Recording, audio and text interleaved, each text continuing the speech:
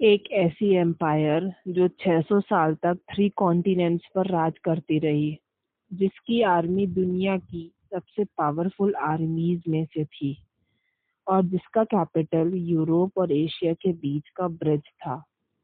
लेकिन सवाल है, ओटोमन एम्पायर इतनी पावरफुल बनी कैसे और कैसे इसने अलग-अलग रिलीजन्स और कल्चर्स को एक ही एम्पायर में कंट्रोल किया। आज हम जानेंगे ओटोमन एम्पायर की असली पावर का सीक्रेट। वीडियो को एंड तक जरूर देखें। ओटोमन एम्पायर हिस्ट्री की सबसे पावरफुल और लॉन्गेस्ट लास्टिंग एम्पायर में से एक थी। ये एम्पायर 1299 से लेकर 1922 तक, यानी लगभग 600 साल तक एग्जिस्ट करती रही। अपनी पीक पर ओटोमन एम्पायर ने यूरोप, एशिया और अफ्रीका के ह्यूज एरियाज को कंट्रोल किया।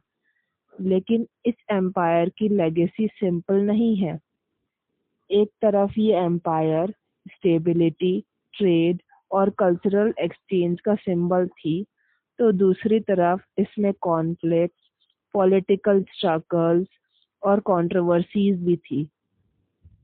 इसीलिए हिस्टोरियंस आज भी डिबेट करते हैं कि ओटोमन एम्पायर दुनिया के लिए ब्लेसिंग थी या प्रॉब्लम।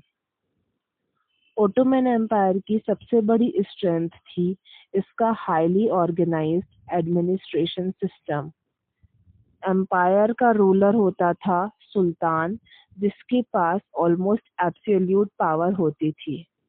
सुल्तान के नीचे एक कॉम्प्लेक्स ब्यूरोक्रेसी और लीगल सिस्टम काम करता था।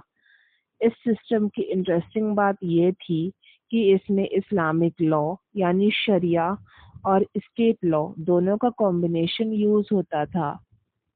सबसे यूनिक सिस्टम था मिलेट सिस्टम। इस सिस्टम के अंडर डिफरेंट रिलीजियस कम्युनिटीज जैसे क्रिश्चियंस और ज्यूज अपने पर्सनल लॉज और रिलीजियस मैटर्स खुद मैनेज कर सकते थे।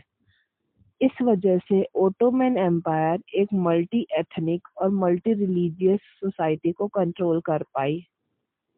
इस एम्पायर में Turks, Arabs, Greeks, Armenians, Kurds, Jews और स्लेव्स जैसे कई ग्रुप्स रहते थे। लेकिन हर एम्पायर की तरह ओटोमन एम्पायर में भी प्रॉब्लम्स थी। कभी-कभी पैलेस पॉलिटिक्स और पावर स्ट्रगल्स सिस्टम को वीक बना देते थे और टाइम के साथ करप्शन और इनएफिशिएंसी भी बढ़ने लगी। ओटोमन एम्पायर सिर्फ मिलिट्री पावर नहीं थी, ये एक मेजर कल्चरल सेंटर भी थी। इस एम्पायर ने इस्लामिक आर्ट और आर्किटेक्चर को एक न्यू लेवल पर पहुंचाया। ग्रैंड मॉस्कोज, पैलेसेस और पब्लिक बिल्डिंग्स आज भी ओटोमन आर्किटेक्चर की ग्रेटनेस दिखाते हैं। ओटोमन पीरियड में कैलीग्राफी, मिनिएचर, पेंटिंग्स और लिटरेचर भी काफी डेवलप हुए।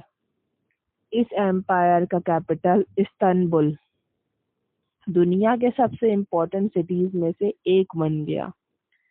ये सिटी लिटरली यूरोप और एशिया के बीच का कल्चरल ब्रिज थी। यहाँ ईस्ट और वेस्ट दोनों कल्चरल्स का इन्फ्लुएंस मिलता था। लेकिन ओटोमन एम्पायर की सबसे बड़ी पावर थी इसकी मिलिट्री। एक ऐसी आर्मी जिसमें एक स्पेशल फोर्स थी, जेनिसरीज, और इसी आर्मी ने एक हिस्टोरिक इवेंट को पॉसिबल बनाया, कॉन्स्टेंटिनोपल की कॉन्क्वेस्ट। लेकिन ये कॉन्क्वेस्ट इतनी इम्पोर्टेंट क्यों थी और कैसे ओटोमन एम्पायर दुनिया की सबसे पावरफुल मिलिट्री बन गई, ये सब जानेंगे पार्ट 2 में। तो पार्ट 2 के लिए चैनल को सब्सक्राइब ज़रूर करें और वीडियो को लाइक, शेयर और कमेंट ज़रूर करें। Thank you.